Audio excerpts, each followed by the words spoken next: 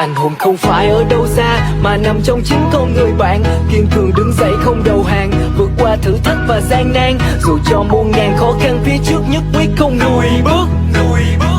Chiến thắng mọi kẻ gian tà, chính chúng là người phải lùi trước. Đêm qua tôi mơ một giấc mơ anh hùng,